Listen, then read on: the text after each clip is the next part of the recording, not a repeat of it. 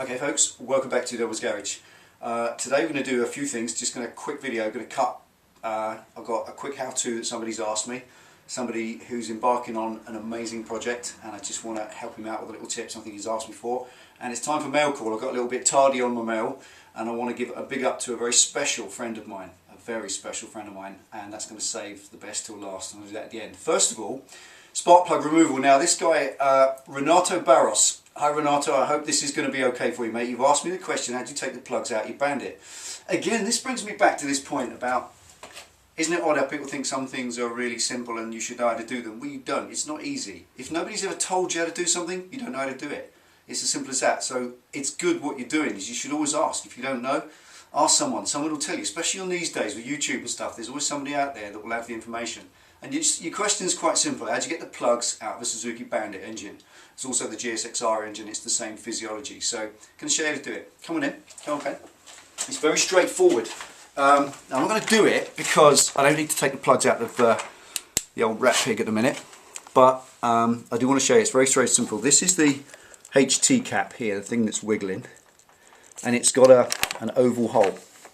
And the oval hole here has like a rubber cap on it, quite simply. And you just take that rubber cap there and just, as you can see, it lifts up. Just pop that off. That's a rubber seal. Just pop that out of the way. It just pops back in. It's like a cap, like a lid on a bottle. Once that pops out, then you pull it here using the actual HT cap and pull that out. Obviously, if you've got an S version with this fairing, you need to just take this out of the way, unscrew it, and just lift that up out of the way. You don't need to take the tank off because the access to the plugs is not via the cap. If you come in around the back here, Pen, if you look in there, you can also see in there, there's the second spark plug on the inside. Very easy to get to, and there's a big gap above it, as you can see. Up there, there's loads of room to get in and get those plugs out without having to take the tank off. So, going back to this, the simplest way to get them out, I had a friend the other day, and the reason I'm doing this video is my mate at work the other day has got a Bandit, and he's pretty handy with tools, and he said it took him half an hour to get the caps out because he had to get a socket and extension in and take the tank off and take the fairing off and almost dismantle half the bike and take the engine out. And because he's a numpty, he didn't think laterally. Suzuki have already thought of this. Let me show you. All you do, actually for the first time, you don't need your snap-on tools. You actually use the toolkit that comes under the seat on your bike, if you've got one. And in the toolkit is one of these. That is your Suzuki Bandit stroke GSX-R plug spanner. It's designed specifically for the job because that is an unusual physiology. And with it you need, from your toolkit also, you need a 17mm open ender. And all you do, you can see this is specially designed. That, reaching the torch of doom again. Now that, because this hole is oval, you start from the front and you peel that down inside the hole. And that plug spanner inside it, if you look inside, it has a little rubber ring in there, and that grips the top of the spark plug. So you just pop it down on top of the spark plug, and that much of this thing will stick out the top of your engine. And all you simply do is use your open ender and undo the plug in that manner. It's as simple as that. You can get, on some Hondas, they have a knuckle, like a special tool like this that has a knuckle in the middle, and it kind of half flops down, then the other half flops down, and then you can get tools on it. But that is very simple. They've made an oval hole, so because it's an oval hole, you kind of lever it in like that, which means that the space you need, normally if it was a round hole, you need to come directly above it to drop it down in. Because it's an oval hole, specially designed by Suzuki, it's meant that you lip it in on the front, because you've only got this much space above it, and it just slides down the hole, pops on top, leaves that much sticking out, and then you simply undo the plug or undo it that way. And when you've got the plug out like that, as soon as it's free, again, it levers out like that. So that's how you get the spark plugs out of your Suzuki Bandit. Very simple, very straightforward. I just want to make another point. The other point being, I'd welcome any comments anyone's got on how to get these sodding tools back in these sodding bags. Because it seems you take one tool out of these bags and you can't ever get them back in without either tearing a rip out the bag. I'll do that. Right, finally got them in. Hate those tool bags. Have a little look at Renato's channel. What he's planning to do is ride to Chile from, where was it, Pen?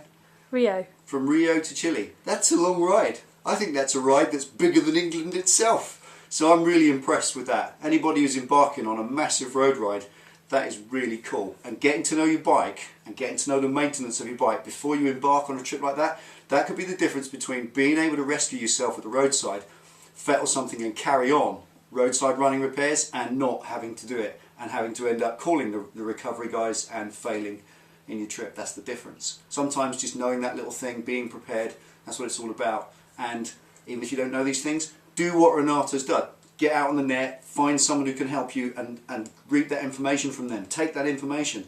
Motorcycling's a brotherhood. Bikers should stick together and we should share our information for the greater good of everybody. Riding safely and keeping your bike on the road is what it's all about. If you're biking on the road, you ain't a biker. What's it all about? You've got to have a bike, it's got to be safe, and it's got to look after you. So there you go. Well done, Renato. Good luck on your trip, my friend.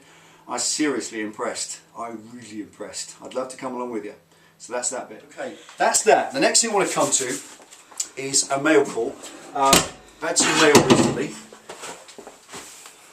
First one was a sticker from my friend Robbie Gwynn. Robbie sent me these two stickers. Sorry it's curling up in here a little bit because it currently is cold. It's warmed up a bit, 8.9 degrees. It was only 7 degrees just now. Maybe it's the warmth of Penny Pitstop's personality that's warmed it up a bit, but it's nothing freezing in here. So if I'm a bit nervous and freezing, it's because my arse is freezing off. So there we go, Robbie Gwynn, thanks mate for your two stickers, they're amazing. I absolutely love that, that's a cool sticker. Parker Sands detailing, that's cool, I like that, nice logo. But that sticker is very special. We all remember 9/11. That is a very, very special sticker. If you designed that, you did an amazing, amazing job. I absolutely love that.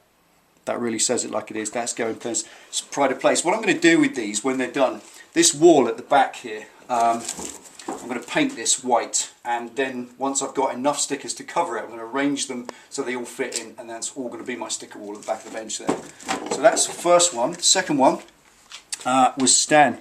Now my mate Stan Whitehouse sent me this. Backyard Hot Rods. Built not bought, that's the way it should be. Okay, One Pack Rat 1, which is his username at the bottom there. That's a great sticker, I like that. Cool, excellent. So thanks for that, Stan. And finally, I got my sticker from Darren, VW Darren. Now, if you don't know VW Darren, well, you must have had your head in a bucket for the last 1,000 years.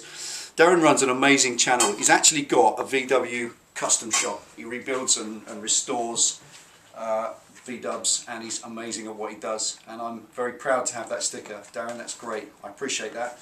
Very cool, and that's going to go. And finally, I want you to subscribe to someone for me, and his username is Vanrocco66. I want you to go and have a look at Jeff's channel. Now, Jeff is currently building a Sportster bobber, a bar hopper. His story begins way back, like so many of us. In fact, almost on parallel lines to me and Penny Pitstop, he had a Fat Boy, a new one, an awesome white Fat Boy low, I think it was. And he emailed me some time ago and said, how do I change out the mufflers? How do I swap the silencers on the engine over so that they're the aftermarket ones I want? The dealer had quoted him some high figure and so on. He didn't want to get himself in a mess, and we covered what he needed to do, and he's learned, he's taught himself, he's gone out, he's bought tools, he's bought equipment, he's bought a lift, and his life changed very much like Penny's and mine did. He needed to bring some money into the household for the family, so he went and sold his Fat Boy. That's what a man does, and that's very honourable.